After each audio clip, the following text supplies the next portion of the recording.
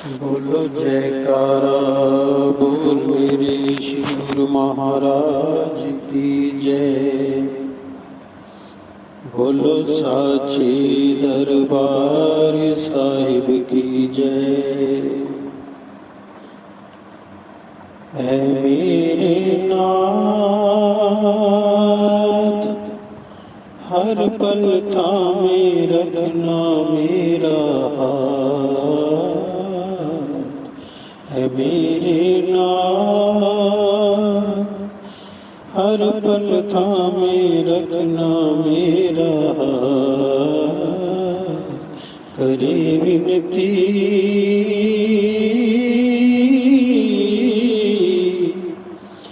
करे विनती एक पल भी ना छूटे तेरा साथ। है मेरे नाथ तुम स्वामी और दास हम, तुम सागर और प्यास हम, तुम दाता और आस हम। पल पल तुझको ध्याए हम, घट में दर्शन पाए हम, फिर क्यों ना हर्षाए हम।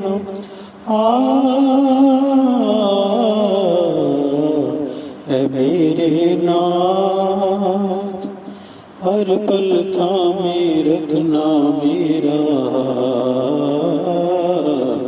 है मेरे नाथ जीवन का आधार तुम, खुशियों का भंडार तुम, हर दिल की हो पुकार तुम। भक्तों की तुम आन हो, जग में सबसे महान हो, तुम ही कृपा निदान हो।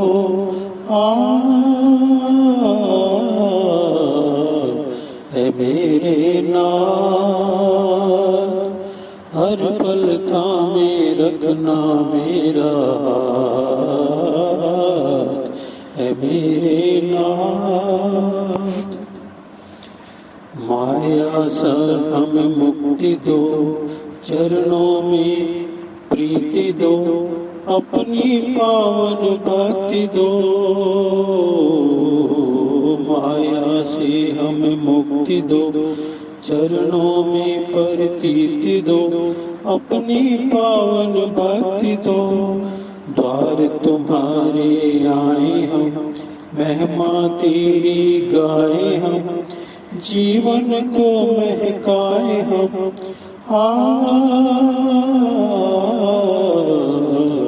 है मेरे नाथ हर पल थामे रखना मेरा हाथ। है मेरे नाथ हर्षों के अवतार तुम, इस दिल का हो करार तुम, श्वासों का श्रृंगार तुम। तुम ही मेरे अरमान हो, दास की तुम पहचान हो, तुम ही तो मेरे राम हो।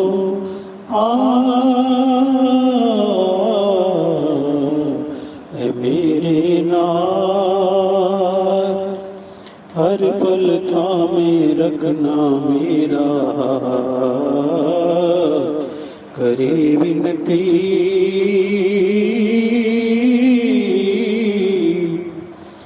करे विनती एक पल भी ना छूटे तेरा साथ। है मेरे नाथ बोलो जयकारा बोल मेरे श्री गुरु महाराज की जय। सुंदर सुंदर दर्शन देने वाले भगवान की जय। बोलो जयकारा बोल मेरे श्री गुरु महाराज की जय।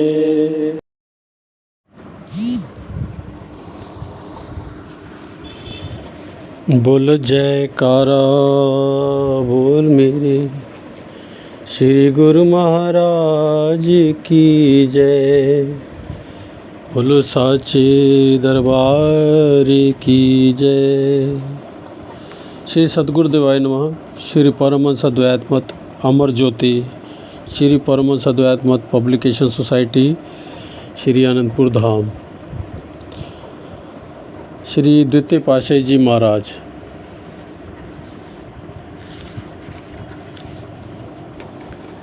ठीक यही दशा थी अब आपकी। उस समय श्री परम दयाल जी ने परम शिष्य को छाती से लगा लिया।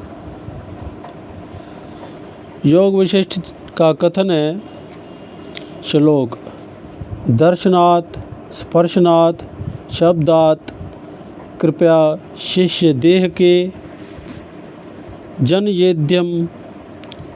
जनयेद्य समावेशम शाभवम स ही देशकः। अर्थात गुरु वही है जो दृष्टि, दर्शन, स्पर्श, संकल्प, शब्द तथा भाव से शिष्य पर कृपा करते हुए उसे ये ज्ञान दे कि वह ईश्वर का ही अंश है और इसी अनंत सिंधु का एक बिंदु है। श्री परम दयाल जी, श्री पहली पातशाही जी वास्तविक अर्थों में इन सब गुणों से संपन्न थे। आपको हृदय से लगाते ही उन्होंने पूर्णता का अनुभव करा दिया। आपने श्री आज्ञा से एक निर्जन स्थान को भजन अभ्यास के लिए उपयुक्त निश्चित किया। श्री परम दयाल जी ने पंडित जगन्नाथ जी को उस स्थान पर धुनी रमाने के लिए भेजा। स्वयं सीमा प्रांत में परमार्थ कार्य के लिए चल दिए। बस फिर क्या था। आप श्री सद्गुरुदेव महाराज जी, श्री दूसरी पातशाही जी उस धुनी के किनारे समाधिस्थ हो गए। ना आपको दोपहर की गर्मी, ना रात्रि की सर्दी का कुछ अनुभव होता था। एक लंबा चोला पहने रखते, श्री चरणों में पादुका पहनना भी भार मालूम होता था। कभी कभी भजन अभ्यास से उठते और थोड़ा सा सत्संग आदि भी कर लेते। आगरा निवासी गुरुमुख प्रेमी आपके अमृत प्रवचन श्रवण करने के लिए आते और घंटों तक प्रतीक्षा करते रहते, परंतु आप अपनी ही मस्ती में मगन किसी और ही लोक में विचरण कर रहे होते थे। जब कभी उठते थोड़ा सा सत्संग कर लिया, जब दिल चाहा थोड़ा सा कंदमूल ले लिया। इस प्रकार ऋतु पर ऋतु बीतने लगी। आपको किसी से कोई प्रयोजन नहीं था। कई आगरा निवासी तो आपके नाम धाम से परिचित ना होते हुए भी एक दिव्य आभा से आकर्षित हो धुनी के समीप खाद्य पदार्थ रखकर देखते कि शायद अभी आप इन्हें स्वीकार कर लेंगे, परंतु योगेश्वर का इन वस्तुओं से कोई संबंध न था। ऋतुएं आई और अपना रंग छिटकाकर चली गई। मुनि अगस्त्य जी के परम शिष्य सुतीक्ष्ण की न्यायी आप अपनी अनंत साधना में लीन थे। अब वर्षा ऋतु समीप आ गई। प्रेमियों ने कई बार श्री चरणों में विनय की, महाराज अब इस स्थान को छोड़कर हमारे घर चलिए, परंतु आप उनके आग्रह की ओर तनिक भी ध्यान न देते। आपने अपने आनंद में ही लीन रहते। उस स्थान पर ना कोई मकान था, ना टपरा। एक दिन जबकि आप सत्संग उपदेश करने भजन अभ्यास पर बैठने लगे तो कुछ श्रद्धालुओं ने विनयपूर्वक आग्रह किया, महाप्रभु अब इस स्थान को छोड़कर हमारे घर चलिए, परंतु अभी आपको किसी की विनय प्रार्थना से कोई प्रयोजन न था। इस समय तो आप अपने श्री सद्गुरुदेव महाराज जी की आज्ञा व मौज से निज जीवन को ढाल रहे थे। कुछ श्रद्धालुओं ने मिलकर श्री परम दयाल जी के चरणों में विनय पत्रिका लिखी, जिसमें ये लिखा कि प्रभु श्री सद्गुरुदेव महाराज जी श्री दूसरी पातशाही जी तो अपने आनंद में लीन बिना किसी झोपड़ी या मकान के खुले स्थान पर बैठे हैं। आप श्री आज्ञा भेजें कि वहाँ से उठे और हम कोई मकान आदि उनके लिए बना दें। उनके स्थूल शरीर को कष्ट होता होगा। इस समय श्री परम दयाल जी टल जिला कोहाट में विराजमान होकर सत्संग को कर रहे थे। जब विनय पत्रिका पढ़ी तो नैनों से अश्रुपात होने लगा, हृदय गदगद हो गया। उपस्थित संगत ने उनकी ये दशा देखी। परम दयाल जी ने फरमाया, स्वामी स्वरूपानंद जी शेरों के बच्चे हैं, वे श्री आज्ञा में तत्पर रहने वाले हैं। वे ऐसे नहीं कि अपने आराम के लिए गुरु की आज्ञा को छोड़ दें। वे शेर हैं और शेरों की तरह शक्तिशाली रहेंगे। जो उनके मौज हो वही करें। फिर भगत काशीराम जी महात्मा परम शांतानंद जी को फरमाया कि इस विनय पत्रिका का उत्तर भेजो। इसमें लिखो कि उन्हें कुछ ना कहा जाए, उन्हें उसी स्थान पर रहने दिया जाए। भगत जन उस स्थान पर टपरा छाया बना दे। इसके पश्चात श्री परम दयाल जी ने टल से टेरी गए। वहाँ दीवान भगवान दास जी को अपने पास बुलाया और आगरा के पत्र का वर्णन करते हुए श्री सद्गुरुदेव महाराज जी श्री दूसरी पातशाही जी के प्रेम को प्रकट करते हुए फरमाया, वैसे तो हम एक पत्र भगत काशीराम जी द्वारा भिजवा दिया है। श्री स्वामी स्वरूपानंद जी तो अब ऐसी अवस्था में पहुंच चुके हैं जहां कुछ कहने कहाने की ज़रूरत शेष नहीं रह जाती। इसलिए आप लोग ऐसा प्रबंध करें कि जहां वे बैठे हैं उसी स्थान पर ही कोई छप्पर आदि तैयार हो जावे। इस श्री आज्ञा के होते हुए ही धुनी की जगह पर भक्तों ने छप्पर बना दिया। श्री परम दयाल जी टेरी से सीमा प्रांत के कई स्थानों को पवित्र करते हुए अक्टूबर 1915 में आगरा कैंट पहुँचे तथा उपदेश अमृत की पावन धारा बहाने लगे।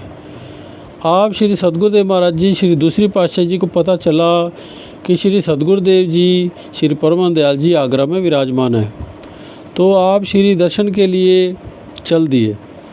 जब उस स्थान पर पहुँचे जहाँ श्री परम दयाल जी विराजमान थे, तो उस समय श्री परम दयाल जी पलंग पर विराजमान होकर उपदेश कर रहे थे।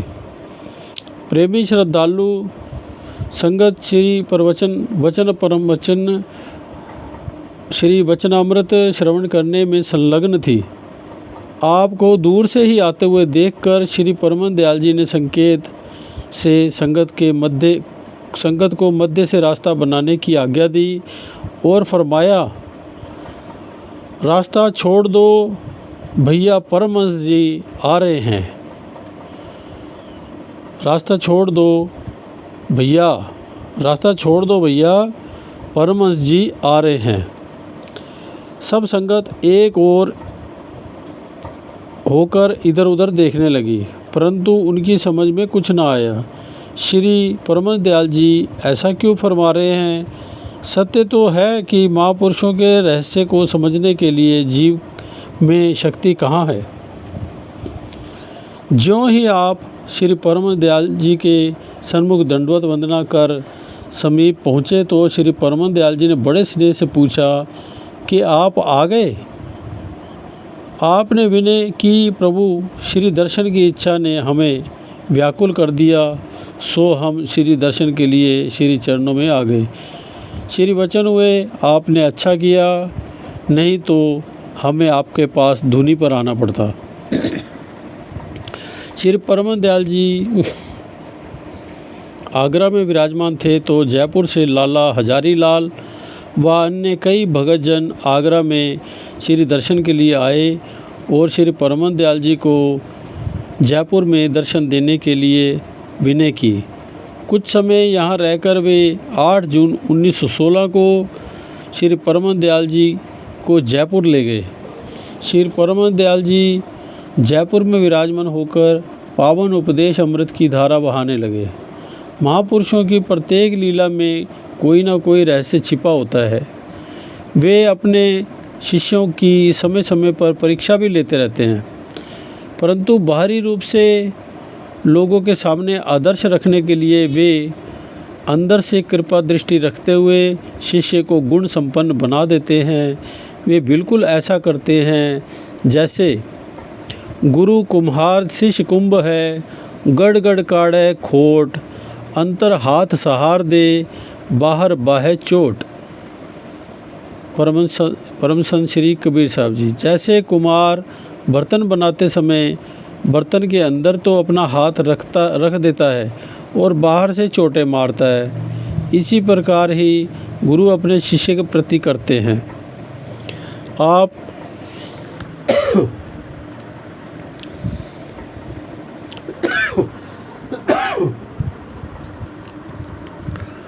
श्री सद्गुरुदेव महाराज जी श्री दूसरी पातशाही जी के दिल में श्री दर्शन करने की तीव्र अभिलाषा जागृत हुई।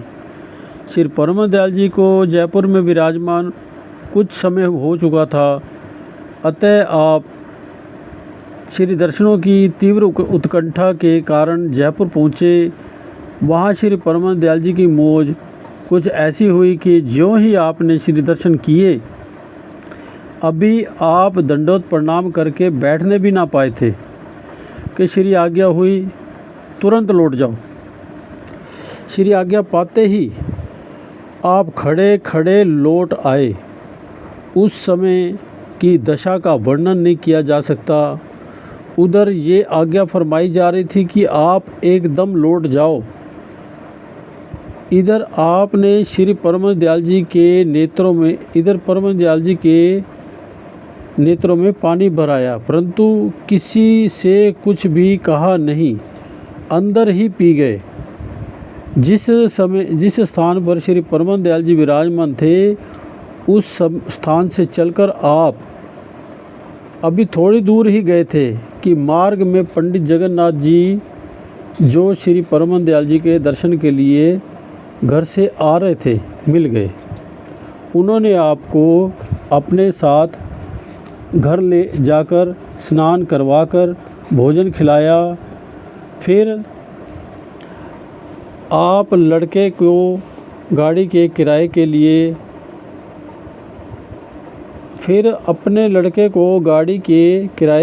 रुपए देकर आपके साथ स्टेशन पर भेज दिया और उससे कहा कि टिकट लेकर आराम से गाड़ी में बिठा के आना। इस काम से निपट कर जब पंडित श्री परमान दयाल जी के श्री चरणों में पहुँचे, तो उन्होंने श्री सद्गुरुदेव महाराज जी श्री दूसरी पातशाही जी के मिलने तथा भोजन आदि खिलाने का सब वृत्तांत कह सुनाया। ये सुनकर श्री परमान दयाल जी के नेत्रों से जल की धारा बह निकली और फरमाने लगे, पंडित जी, आपने बहुत अच्छा किया कि उनको खाना खिलाया।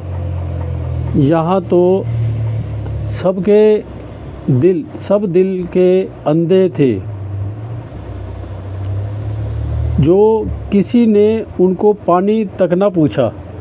हमारी तो ऐसी ही मौज थी, इसमें एक गुप्त रहस्य भी था, परंतु किसी ने हमारी मौज को पहचाना नहीं। अतः हमने उन्हें आते ही वापस जाने की आज्ञा दे दी। वे तो आरंभ से ही हमारी आज्ञा का पालन करने में एक हैं, इसलिए बिना कुछ कहे ही वो तत्काल लौट गए। हम आपसे बहुत खुश हैं, आपने बहुत अच्छा किया।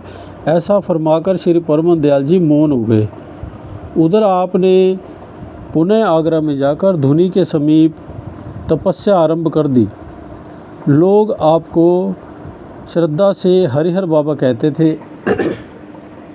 उन्हें क्या मालूम कि आप केवल कथन मात्र से ही नहीं, अपितु वास्तव में ही हरिहर बने हुए हैं। कहते हैं कि जिस धुनी पर ये दिव्य महापुरुष समाधि लगाए रहते थे, उस वृक्ष तथा उस स्थान से हरिहर की मधुर ध्वनि उठने लगी। इस ध्वनि को सुनकर भी कोई भी आकर्षित हुए बिना नहीं रहता था। इस प्रकार आपका मुखारविंद कठिन तपस्या तथा श्री गुरु आज्ञा व श्री मौज में जीवन ढालने से सूर्यवत देदीप्यमान हो उठा। वैसे तो आप बाल्यकाल से ही साधु प्रकृति के थे, फिर भी आपने सन 1904 में गुरु दीक्षा प्राप्त करके सन 1907 तक पहाड़ों की कंदराओं में 3 वर्ष तक अत्यधिक कठिन साधना की। पुनः सन 1907 में ईस्वी में श्री परम दयाल जी श्री पहली पातशाही जी से साधु वेश प्राप्त कर उनकी श्री आज्ञा अनुसार सन 1907 में से 1917 तक 10 वर्ष निरंतर आगरा में कठिन योग साधना में लीन रहकर लक्ष्य को प्राप्त किया। अब साधना जिस लोक संग्रह अर्थात जन कल्याण हेतु की गई थी, उसके फलीभूत होने का समय निकट आ गया। सन 1917 में श्री परम दयाल जी ने आपको हर प्रकार से सर्वगुण संपन्न जानकर एक सेवक को आगरा भेजकर अपने पास टेरी बुलवा लिया। 10 वर्ष की कठिन योग साधना से आपका स्थूल शरीर कुछ सुकोमल हो गया, परंतु आपके चमकते हुए मुखमंडल पर कोई भी एक टक निहार नहीं सकता था।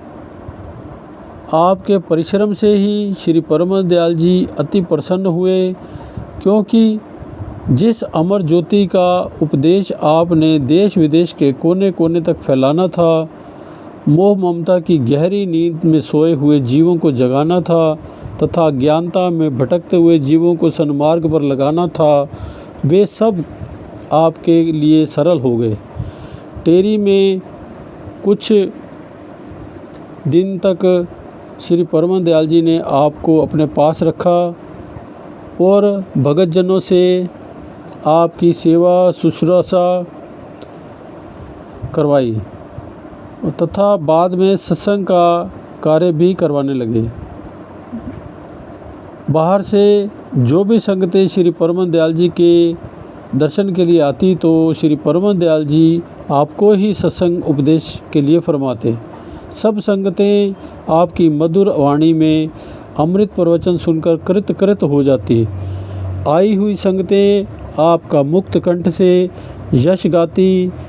कई भक्तजन आपको अपने गृह में पधारने के लिए आग्रह करते। कई भक्तजन तो श्री परम दयाल जी के श्री चरणों में आपको अपने स्थानों पर ले जाने के लिए विनय करने लगे। भक्तजनों की आपके प्रति अत्यधिक श्रद्धा और निष्ठा को देखकर श्री परम दयाल जी ने आपको सीमा प्रांत तथा निकटवर्ती स्थानों पर सत्संग करने तथा जीवों को परमार्थ लाभ कराने हेतु श्री आज्ञा दी। श्री आज्ञा शिरोधार्य कर आप सोई हुई मानव सृष्टि को जागृति का संदेश देने के लिए चल पड़े। सीमा प्रांत के नगर नगर गांव गांव में नाम अमृत की पावन वृष्टि करने लगे। आप जिस नगर तथा गांव में पधारते, आपके दिव्य स्वरूप से के तेज से संस्कारी आत्माएं स्वयं आपकी ओर खिंची चली आती। प्रेमी भक्तों की भीड़ लग जाती। अधिकारी एवं संस्कारी आत्माएं नाम दीक्षा प्राप्त कर आपकी पावन संगति रूपी जानवी गंगा में मज्जन करने लगी। जब आप श्री परम दयाल जी के श्री दर्शन के लिए टेरी जाते तो अत्यधिक श्रद्धालु तथा श्री दर्शन के अभिलाषी भक्तजनों को साथ ले जाते। अब आपके श्रद्धालुओं की संख्या अत्यधिक हो गई और सीमा प्रांत के कई नगरों व गांवों में आपकी महिमा फैलने लगी। टेरी शहर के भक्तजन भी आपकी स्तुति करने लगे। संत महापुरुष परमार्थिक दृष्टि से अनवरत अपने लक्ष्य की ओर बढ़ते जाते हैं। उनका प्रत्येक क्षण अपने इष्ट सद्गुरु की आज्ञा का पालन करने में व्यतीत होता है। उन्हें स्तुति मान बढ़ाई की चाहना नहीं होती और ना ही उनके पाने में हर्षित होते हैं, अपितु ये सब उनके चरणों में ठोर पाने को लालायित रहते हैं। इस मार्ग में तो सच्चाई, प्रेम, त्याग की नितांत आवश्यकता है। आप श्री दूसरी पातशाह जी के प्रति परम दयाल जी का प्रगाढ़ स्नेह था।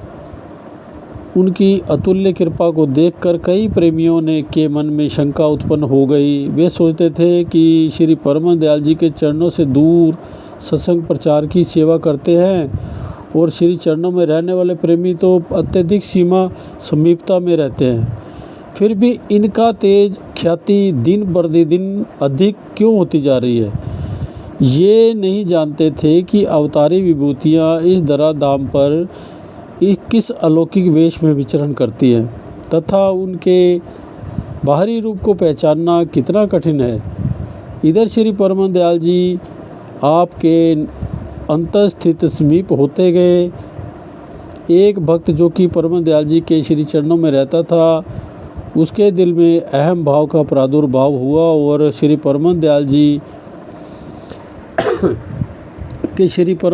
जी मुझ पर अधिक कृपा रखते हैं, तभी तो मुझे श्री चरणों की सेवा सुलभ है। अब उसे जहाँ कहीं भी आपके सत्संग में जाने का अवसर मिल जाता, आप ही कहीं मिल जाते, तो वह तर्क वितर्क करने से चूकता नहीं। आप उसे सत्संग के पश्चात अथवा जब भी ऐसा वह करता तो चेतावनी देते रहते। परमार्थिक सत्संग कार्य में व्यर्थ का वाद विवाद, अनुचित व्यवहार भक्तों को शोभा नहीं देता, परंतु वह कब मानने वाला था। एक बार आपने प्रातः कहीं जा रहे थे, मार्ग में वही भक्त मिला जो तर्क वितर्क करता था। उसने पुनः वाद विवाद करना आरंभ किया तो आपने जोरदार लहजा में समझाया और भविष्य में ऐसा ना करने की चेतावनी भी दे दी। उस भक्त को आपके ये श्री वचन अच्छे ना लगे। उसने श्री परम दयाल जी के श्री चरणों में आकर आपके विरुद्ध शिकायत की। उस समय श्री परम दयाल जी पलंग पर विश्राम कर रहे थे। उस भक्त ने सोचा कि आज तो श्री परम दयाल जी आप पर अवश्य अप्रसन्न होंगे, परंतु हुआ इसके विपरीत। वह श्री परम दयाल जी 5 मिनट तो मौन रहे, फिर वचन किए, बाबा स्वरूप आनंद जी तो कृष्ण की निर्भय पदवी को प्राप्त कर चुके हैं, उनका कोई कुछ नहीं बिगाड़ सकता, जो उनसे लड़ेगा वह हारेगा। अमृत वचन सुनकर उस भक्त ने क्षमा मांगी और श्रद्धा विश्वास से आपके वचन अमृत श्रवण करने लगा। श्री आज्ञा अनुसार सीमा प्रांत के कोने कोने में आत्म ज्ञान का संदेश पहुंचाने हेतु नियम अनुसार अपने कार्य में निरत रहे। आप उन दिनों आगरा में भी कई बार सत्संग प्रचार के लिए जाते और कुछ समय पश्चात पुनः सीमा प्रांत में लौट आते। आपके कई अनन्य श्रद्धालु प्रेमी हुए।